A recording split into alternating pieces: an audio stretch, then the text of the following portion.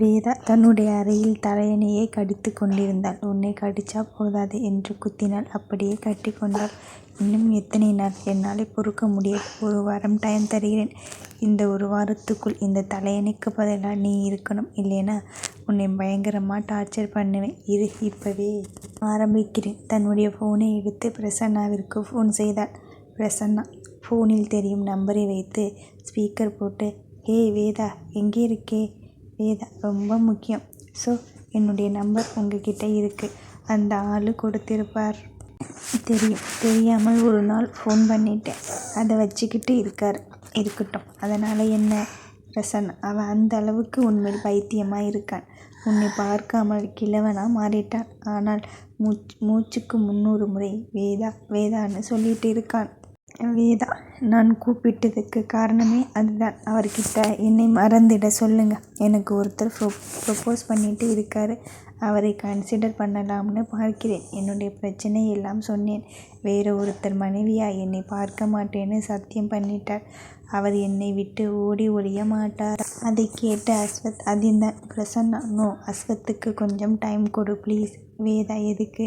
பிரசன்னா கோபத்தில், எதுக்குன்னா, அப்போ நீ செய்வதை செய்ய வேண்டியது தானே? எதுக்கு ஃபோன் பண்ணி சொல்லிட்டு இருக்க? வேதா, ஏன்னா கொஞ்ச நாளைக்கு நீங்கள் என்னை பார்த்துக்கிட்டீங்க இல்லை, அதுக்கு தான். அஸ்வத், சட்டப் வேதா, என்னுடைய பொறுமையை சோதிக்காதே. உனக்கு என்ன பிரச்சனை? நீ வேற ஒருத்தர் மனைவின்னு தெரிஞ்சதும் நான் ஓடி போயிட்டேன்னு நினைக்கிறியா? வேதா சிரித்து கொண்டே, உண்மை அதுதான். அஸ்வத், ஐயோ, என்ன சொல்லி உனக்கு புரிய வைக்கட்டும்? வேதா, தேவையில்லை. அஸ்வத் குறுக்கிட்டு, வேதா, என்னை கொல்லாதே. நீ என்னுடைய மனைவி. வேதா, ஏன் உங்களுக்கு மனைவியாக நடிக்க வேற பொண்ணு கிடைக்கலையா? இல்லை, வந்த பொண்ணுங்க எல்லாம் உங்கள் அண்ணனோட போயிட்டாங்களா? அஸ்வத், சட்டப், என்ன ஒவ்வொரு பொண்ணுங்களை தேடி பிடிச்சிட்டு இருக்கிறவனை நினச்சியா? இல்லை, அவனுக்கு சப்ளை பண்ணிட்டு இருக்கேன்னு நினச்சியா? வேதா எஸ் என்று ஃபோனை வைத்தாள். இன்னைக்கு இது போதும்டா என்னுடைய செல்ல குட்டி அஸ்வத். அஸ்வத், வேதா ப்ளீஸ்.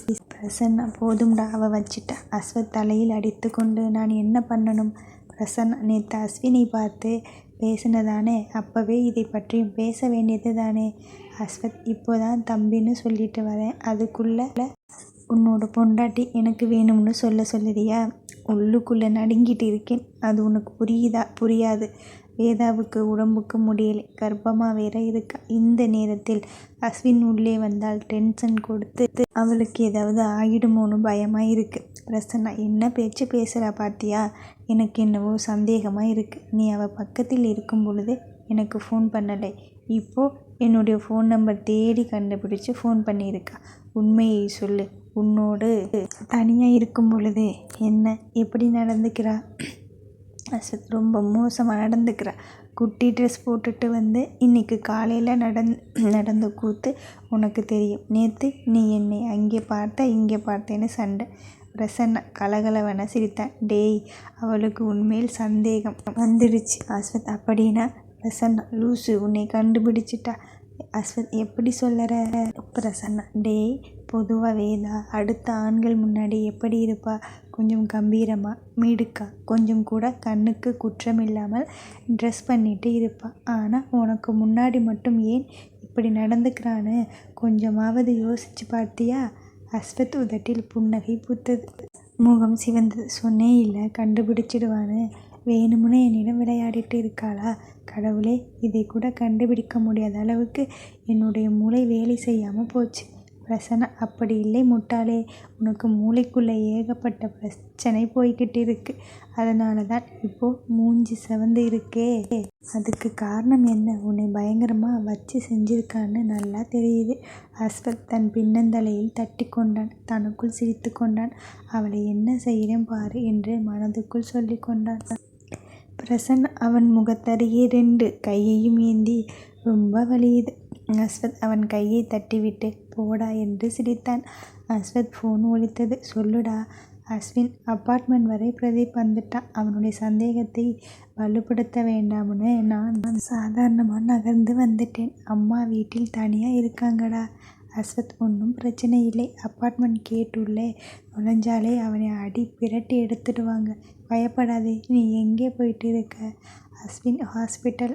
அஸ்வத், எதுக்கு? என்ன ஆச்சு? அஸ்வின், நீ எங்கே இருக்கே? அஸ்வத் அடையாளம் சொல்ல அஸ்வின் அங்கேயே இரு, வரேன் என்று போனை வைத்தான்.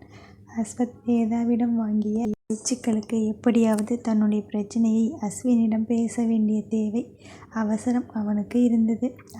அஸ்வத் காரை தட்டினான். பிரசன்னா இறங்கி முன் சீட்டில் உட்கார்ந்து கொள்ள அஸ்வத் இருவரும் பக்கம் பக்கம் உட்கார்ந்து கொண்டனர். அஸ்வத் பதறி, என்ன ஆச்சு, உடம்புக்கு முடியலையா, இல்லை அவன் மறுபடியும் அடிச்சிட்டானா? அஸ்வின், இல்லை, ஹாஸ்பிட்டலில் வேதாவை பார்த்தேன். அது விஷயமா? அஸ்வத், வேதா? அஸ்வின், அது ஒரு பெரிய கதை, சொல்லுறேன் கேளு.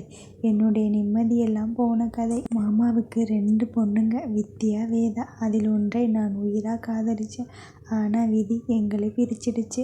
அஸ்வத் உடைந்து போனான். வேதாவை தானும் உயிராக கொண்டிருக்கிறான். அவனும் காதலித்தான். எப்படி அவனிடம் உன்னுடைய உயிர் காதலியை நான் கர்ப்பவதி ஆகிவிட்டேன் என்று சொல்லுவது? ஆனால் நிதர்சனத்தை ஏற்றுக்கொண்டுதான் ஆக வேண்டும். குழந்தை என்னுடையது. அவர்களை அரவணைக்க வேண்டிய நிலையில் நான் இருக்கேன். உண்மையை சொல்லியாக வேண்டும். அஸ்வத், விதினா? அஸ்வின், வித்யா காதலிச்ச பெண்ணை தங்கச்சியை கல்யாணம் பண்ணிக்கோன்னு வற்புறுத்தி கல்யாணமும் பண்ணிக்கிட்டேன். ஆனால் அந்த பெண்ணுக்கு அன்னைக்கே உண்மை தெரிஞ்சு வீட்டை விட்டு ஓடி போய் காணாமல் போயிட்டா. எனக்கும் அம்மாவுக்கும் நிம்மதி இல்லாமல் நான் அம்மாவை கூட்டிட்டு சென்னை வந்துட்டேன். அஸ்வத் தலையை சிரிப்பு கொண்டான். என்ன சொன்ன? நீ காதலிச்ச பெண் யார்? அஸ்வின், வித்யா. ஆனால் இப்போ அவளை முற்றிலும் வெறுக்கிறேன். மாமா பொண்ணுங்க தான். ஆனால் அவர்கள் வாய் திறந்தால் விஷம். பாம்பு கொத்துவதை போல் கொத்திட்டே இருப்பா. நிம்மதியாக இருக்க விட மாட்டா என்றதும் பிரசன்னா சிறிது நேரம் முன் வேதா பேசிய பேச்சுக்களை நினைவுபடுத்தி கொண்டான். கலகலவென சிரித்தான். அஸ்வின், அவர் ஏன் சிரிக்கிறார்? அஸ்வத், என்னால் முடியலை. அவன் சிரிக்கிறான் என்று நினைத்து கொண்டு அவனை விடு. வேதா எங்கே இருக்கான்னு தெரியுமா? அஸ்வின், தெரியாது. அன்னைக்கு அம்மாவை ஹாஸ்பிட்டலிருந்து கூட்டிட்டு வந்த பொழுது அவளை பார்த்தேன். ஒரு கிழவனோடு சிரித்து பேசி கொண்டிருந்தாள். ஓடி போய் பிடிப்பதற்குள் காணாமல் போயிட்டா. வேதா இங்கே தான் இருக்கிறாள். அவள் உயிரோடு இருக்கிறாள் என்பதே பெரிய நிம்மதி. அவளை கூட்டிட்டு போய் வித்யா கையில் ஒப்படைச்சிட்டு பெரிய கும்பிடு போட்டுட்டு வந்து அம்மா சொல்லும் பெண்ணை கல்யாணம் பண்ணிக்குவேன். இப்போ நீ வந்துட்ட. உனக்கும் பெண் பார்த்து கல்யாணம் பண்ணணும். அஸ்வத் மறுபடியும் நம்ப முடியாமல், என்ன சொன்ன? நீ கல்யாணம் பண்ணிக்க நினைச்ச பெண் வித்யாவா? அன்று அந்த பெண் ஓடி வந்து தன்னை கட்டி கொண்டது நினைவுக்கு வந்தது. அஸ்வின், அட ஆமாம்டா. ஆனால் இப்போ முழுசா வெறுக்கிறேன். அஸ்வத் மனதில் திடீரென்று ஒரு கேள்வி எழுந்தது. அப்போ வேதா கிடைச்சா பொண்டாட்டின்னு ஏற்றுக்கிட்டு சந்தோஷமா வாழ்க்கையை தொடங்குவியா? அஸ்வின், வாய்ப்பே இல்லை. அக்காவை காதலிச்சு என்னை கல்யாணம் பண்ணிக்கிட்டேன்னு வாழ்க்கை முழுவதும் இவ குத்திக்கிட்டே இருப்பா. அதுவும் இல்லாமல் அவளை நான் அப்படி நினைக்கலைடா. அஸ்வத் அஸ்வினை கட்டி பிடித்து கொண்டு அவனுக்கு முகம் முழுவதும் முத்தமிட்டான். அஸ்வின், டேய், என்ன ஆச்சு, இப்படி சந்தோஷப்படுற? அஸ்வத், நிஜமா சொல்லு, வேதாவை நீ விரும்பவில்லை தானே? அஸ்வின், அவளை எப்படி நான் விரும்புவேன்? வித்யா வேதாவை மகளைப் போல நினைத்தாள். நானும் அப்படிதான். ஆனால் திடீரென என்னுடைய அன்பை வேதா தப்பாக புரிஞ்சுக்கிட்டு கல்யாணம் பண்ணிக்கிறேன்னு சொல்லிட்டா. அதனால தான் வித்யா என்னை வற்புறுத்தி கல்யாணம் செய்துக்க வச்சா. ஆனால் கல்யாணம் முடிஞ்சதும் கோபத்தில் வித்யா ரூமில் நான் பேசி கொண்டிருந்ததை கேட்டுக்கொண்டு எங்கேயோ போயிட்டா. இரு, இதில் நீ சந்தோஷப்படும் விஷயம் என்ன இருக்கு? அஸ்வத், நிறைய இருக்கு. இப்போதைக்கு நான் கிளம்புறேன் என்று காரில் இருந்து இறங்கி வேறு ஒரு கார் பிடித்து சென்றான். அஸ்வின் புரியாமல் நின்றான். இவனுக்கு வேதாவை தெரியுமா? அவனுடைய கிழவன் வேடத்தையும் வேதாவுடன் சென்ற கிழவனையும் ஒப்பிட்டு பார்த்தான். அஸ்வத்தின் பின்புறம் சரியாக பொருந்தி இருந்தது. அஸ்வின், வேதா அஸ்வத் கூட. பிரசன்னா மறுபடியும் இறங்கி பின்னால் வந்து உட்கார்ந்தான். நடந்த கதையெல்லாம் சொன்னான். அஸ்வின் அஸ்வத்திடம் சொல்வது போல, ஏண்டா போய் உனக்கு மாமா பொண்ணா கிடைச்சா கடைசி வரைக்கும் தினமும் செத்து பிழைக்க போற. பிரசன்னா உண்மைதான் என்று பலமாக சிரித்தான். அஸ்வின் தன்னுடைய போனை எடுத்து தன் மனதில் ஆழமாக பதிந்து இருந்த நம்பரை இறுகிய இதயத்துடன் டயல் செய்து, ஹலோ என்று குரல் கேட்டதும் கொஞ்சம் மனம் நெகிழ்ந்தாலும், நான் அஸ்வின். வித்யா அத்தான் என்று உடைந்து அழுதாள். எல்லாம் போச்சு. பிஸ்னஸ் கோட்டை விட்டுட்டேன். ரொம்ப திமிராக இருந்தேன். ஆனால் பக்கபலமும் நீங்கள் இல்லாமல் நான் சைபர்னு தெரிஞ்சுக்கிட்டேன். வந்துடுங்க அத்தான், நான் அப்பா கிட்ட பேசுகிறேன். நம்ம கல்யாணம் பண்ணிக்கலாம், ஒரே மூச்சில் சொல்லி முடித்தாள். அவளுடைய அழுகை அவன் இதயத்தை மேலும் பலவீனப்படுத்தியது. அஸ்வின் சொல்ல வந்த விஷயத்தை சொல்ல எண்ணி, வேதா உயிரோட இருக்கா? வித்யா அப்படியே எதுவும் பேசாமல் இருந்தாள். அஸ்வின் சென்னையில் இருக்கிறாள். நீ வந்து உன்னுடைய தங்கையை கூட்டிட்டு போ. வித்யா, நான் வேதா கிட்ட பேசுறேன். நீங்க வந்துடுங்க, நாம கல்யாணம் பண்ணிக்கலாம். அஸ்வின், தேவையில்லை. உனக்கு தான் தியாகம் பண்ண பிடிக்குமே. நீ மறுபடியும் தியாகம் பண்ண விரும்பி என்னை தூக்கி எறிய மாட்டேன்னு என்ன நிச்சயம்? நீயும் வேண்டாம், உன்னுடைய காதலும் வேண்டாம். இனிமேல் என்மேல் பழி போட எந்த முகாந்திரமும் இல்லை. நீ அவளை கூட்டிட்டு போ என்று போனை வைத்தான். பிரசன்னா, டேய், எதுக்கு அவளை கூட்டிட்டு போக சொன்னேன்? அஸ்வின், உனக்கு புரியாது. கிட்டத்தட்ட 8 மாசமா நெருப்புல வந்துட்டு இருந்தேன். அவ அங்கே தானே போகணும். பிரசன்னா, அவளுக்கு விபத்தில் நடந்ததில் எல்லாம் மறந்து போச்சு. அஸ்வின், அதுதான் சொன்னியே. பிரசன்னா, அவளுடைய மூளையில் கட்டி இருக்கு. அஸ்வின், அவங்க அக்கா அவளுடைய உயிரை கொடுத்து அவளை பார்த்து கொள்வான். பிரசன்னா பதற்றத்தில், அவ கர்ப்பமா இருக்கா? அஸ்வின் குழம்பி அவனை நிமிர்ந்து பார்த்தான். பிரசன்னா, ஆமாம், அவ குழந்தைக்கு அஸ்வத் தான் அப்பா. சந்தோஷமா போறானே. கடந்த 29 வருஷமா வேதனையில் இருந்தவன். அவனுடைய ஒரே சந்தோஷம் வேதாதான். வேதாவை பற்றிய உண்மை தெரிஞ்ச பொழுது சாக துணிந்தான். வேதா கர்ப்பமாய் இருப்பது தெரிஞ்சதும் எல்லாவற்றையும் சந்திக்க துணிந்து விட்டான். அஸ்வின் பிரசன்னாவின் சட்டையை பிடித்தான். என்ன சொல்லுற நீ?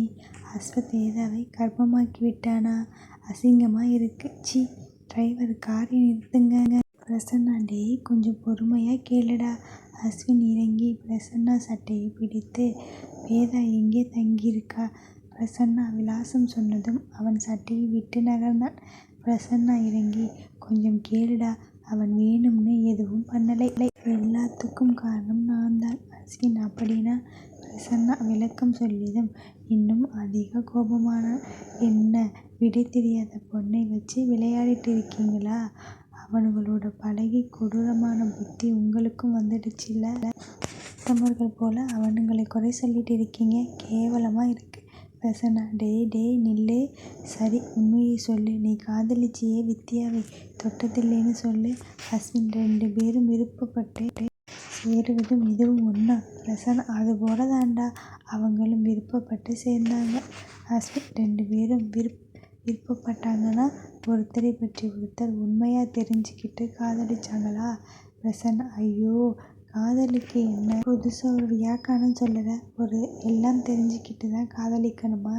எல்லாம் தெரிஞ்சு காதலிச்ச நீயே அவளை விட்டுட்டு வந்த. ஏண்டா, உலகத்தில் இருக்கிற எல்லோருக்கும் ஒரு சட்டம், அவனுக்கு மட்டும் ஒரு சட்டம். நீங்க செய்வது எல்லாம் சரி, அவன் எது செய்தாலும் தப்பு.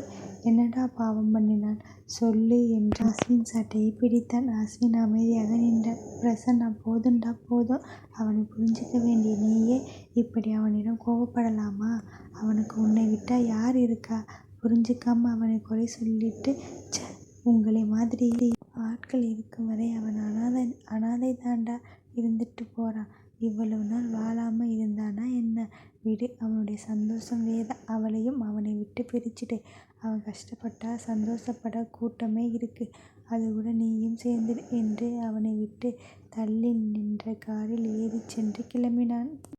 அஸ்வத் கார் பிடித்து வந்தவன் கை நிறைய உணவுப் பொருட்களுடன் வீட்டிற்கு வந்து சேர்ந்தான்.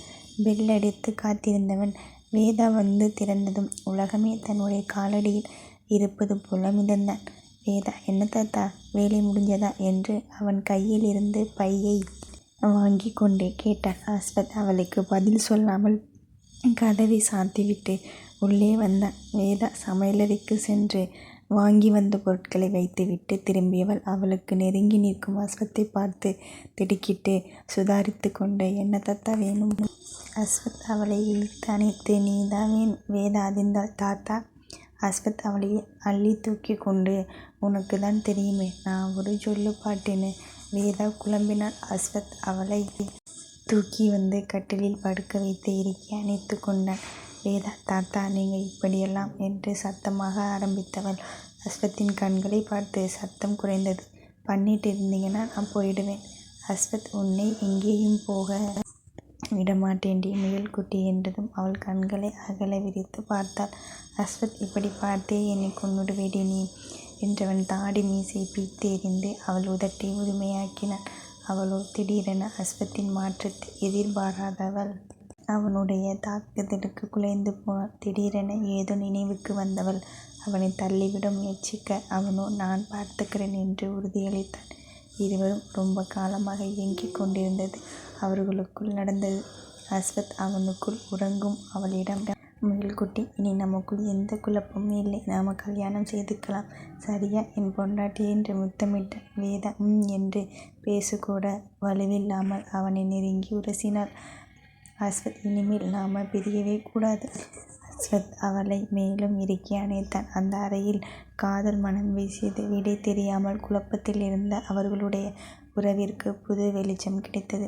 வீட்டு பெல் அடிக்க வேதாவை பூட்டிவிட்டு அஸ்வத் இடுப்பில் துண்டை கட்டிக்கொண்டு கதவை திறக்க சென்றான். பாலா வெளியே நின்று கொண்டிருந்தான். அஸ்வத் தாடியின்றி துண்டை கட்டி கொண்டு வருவதையும் அவன் நெஞ்சில் பொட்டு ஒட்டி இருப்பதையும் பார்த்து பெருமூச்சு விட்டான். பாலா, பிரச்சனை முடிவுக்கு வந்துடுச்சு. இனிமேல் நான் இங்கே தேவையில்லை. அஸ்வத், டே ஏண்டா அப்படி பேசுகிற? உண்மையை ஏற்றுக்கூடா. அவள் என்னுடைய மனைவி. பிரச்சனையை ஓரளவுக்கு முடிச்சிட்டேன். சீக்கிரம் கல்யாணம் பண்ணிக்குவேன். Bala, okay good. உருக்கி நான் எதுக்கு? நான் கிளம்புறேன். அஸ்வத், டே பொருடா, நீ எங்கே போறே என்று அவன் கையை பிடிக்க பாலா உதறிக்கொண்டு சென்றான். அவனுடைய ஆழமான காதல் இதயத்தில் பஸ்மமாகி கொண்டிருந்தது. தூரத்தில் தெரிந்த ஒரு சின்ன வாய்ப்பு காணல் நீரானது. இனி அவர்களுக்குள் தான் இருக்கக்கூடாது. கண்களில் ஓரத்தில் துளிர்ந்த கண்ணீரை துடைத்து கொண்டான். ஸ்ரீ சந்தோஷமாக இருந்தால் தனக்கும் சந்தோஷம்தான். இனி திரும்பி பார்க்க கூடாது என்ற எண்ணத்துடன் கிளம்பினான். ஏமாற்றங்களை ஏற்றுக்கொள்ள வேண்டும். அதை முன்பே ஏற்றுக்கொண்டிருந்தால் ஒரு நட்பை இழந்திருக்க மாட்டேன். மறுபடியும் அஸ்வத்தின் நட்பு கிடைக்காது என்று தெரிந்தும் ஏக்கமாக திரும்பி ஒரு பார்வை பார்த்து தன்னையே பார்த்து கொண்டிருக்கும் நண்பனுக்கு விடை சொல்லிக் கொண்டு போக முடியாமல் திரும்பி நடந்தான். அவனுடைய ஆபீஸ் வேலைகள் பாதியில் நின்றது. அஸ்வத் தூர செல்லும் பாலாவை வெகு நேரமாக பார்த்து கொண்டு நின்றான். அவன் திரும்பி பார்த்த பார்வையில் மனது துடித்தது. பல வருடங்களாக தன்னுடன் பயணித்த ஒரு உயிர் நண்பன் வேதனையுடன் செல்வது சங்கடத்தை ஏற்படுத்தியது. ஆனால் நிதர்சனத்தை அவன் புரிந்து கொள்வான் என்று அவன் மேல் முழு நம்பிக்கையுடன் வீட்டுக்கதவை அறைந்து சாத்தினான். அப்படியே சோஃபாவில் சரிந்து உட்கார்ந்தான். எல்லாம் விதி. ஒன்று கிடைத்தால் ஒன்றை இழந்து விடுகிறோம். கிடைத்ததை எண்ணி சந்தோஷப்படுவதா, இல்லை இழந்ததை எண்ணி சங்கடப்படுவதா? பாலா, உன்னை விட மாட்டேன்டா. சீக்கிரம் என்னுடைய மனைவியா வேதாவை கூட்டிட்டு வந்து உன்னை பார்ப்பேன் என்று சொல்லிக் கொண்டான்.